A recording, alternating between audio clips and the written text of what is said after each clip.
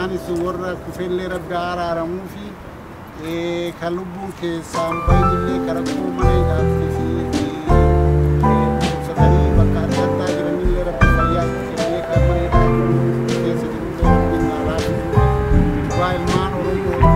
isaan biyya isaanii tajaajilu rabbi naa baasu rabbi isaan haa gargaaru rabbi isaan wajjin haa dhaabbatu. Ijoolleen tunniin adda nabsee isaanii dhabanii fi yookaan horii namaa zarafanii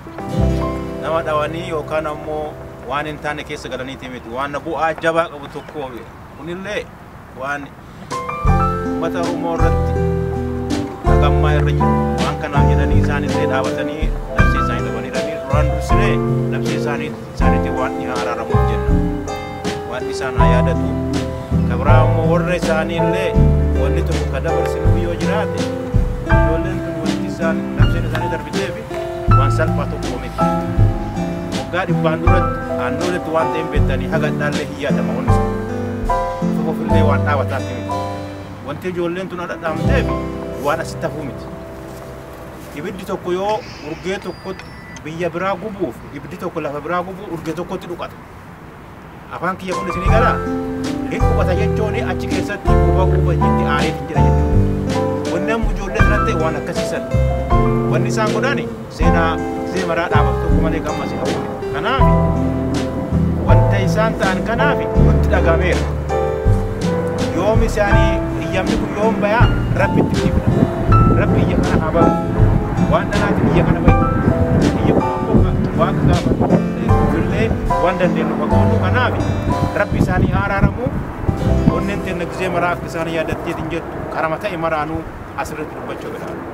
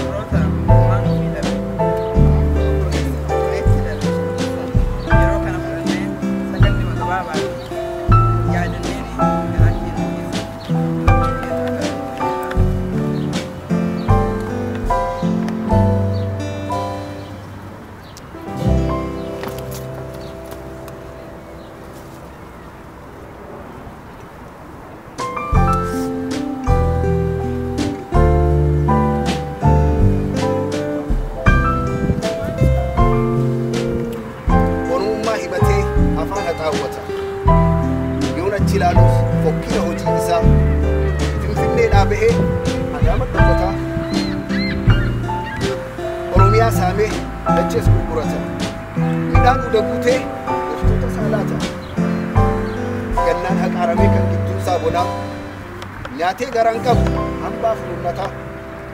nyaatee garaan qabu hambaa funaannataa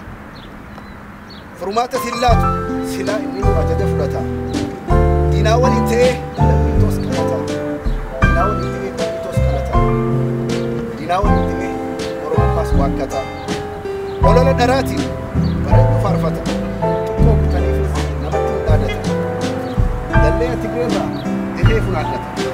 dallee Tigreerraa dhihee funaannata maqaan misoomaatti namni too agabsee kan isaan oomishan midhaan harkaafillee isaan agabsuudhaan gochumaa isaa guutan harka diinaa ta'uun ilmaan Oromoodhaa kumaataman mana hidhaa guute maastar pilaaniidhaas dahoo godhatanii gochi gabrummaadhaa sameem raawwata tan dagannoon qabne qabsoof seenan gootataa murruqii daa'imaaf kunuunsa hawwataa wareegamaaf dhufaatiin wahayyootaa farra jireenyaa talakaakota farra jireenyaa talakaakota malkanyaarraa yaabamne harkoota baadhalleetu kaane waanjoota gabroonfata oromiyaan laaltu sabaan tutota maaf harkachuudhaaf jedhubamee filmaata osoon sodaatiin diinawwan isaanii kan tokko nafi dhiiraa dhalaani madaafa cuqqaalan barruuchuudhaani kunoo takka addan cinne farti gabrummaadhaa Atsee Minilik hin qabi amma mangistuudhaa wal faraqaa bu'an amma malaan seenaa wal faraqaa bu'an amma malaan seenaa yaa rabbi yaa goyta sumatti iyyanna keenyatu dilimo yaa bo'aa baarsuma keenyatu dilimo yaa bo'aa baarsuma yaa jara oromoota kutaan adda qoodu waliin fixaa jirtan dantaa fedha keessaniitiif yoo kana hojjettan abdii saba kanaa yoo booreessutti kaatan yoo qabsoo ummataatiin illee taphatan adeemsa qabsoo yoo guutuu taatan dhufa guyyaan yakkamuudhaaf ta'isa dhufa guyyaan gaafatamuuf ta'isa seenaa kaleessaa san arrara dhaabbannee yoo achi fageessu kutatti millanne waa hedduu yaadanna lammii ta'u tan silaa daganne waa hedduu yaadanna lammii ta'u tan silaa daganne wareegama qaalii lubbuu isaanii kennan jalqaba qabsootiif bu'uura kan ta'an dukkana gabrummaa galaanu baasuudhaaf warreen tattaaffatan lafti Oromoodhaa kutaa 11 ta'uu mirkaneessa lafti Oromoodhaa kutaa 11 ta'uu mirkaneessa seenaan tokko ammoo kan isaan nu dhaalchisan saboota adda addaa nu keessatti argaman mirga walabaatiin jaalalaaf kabajaan waliin jiraachuudhaan hundee dimokiraasii sirna walqixxummaa itti agarsiisan galatoomaa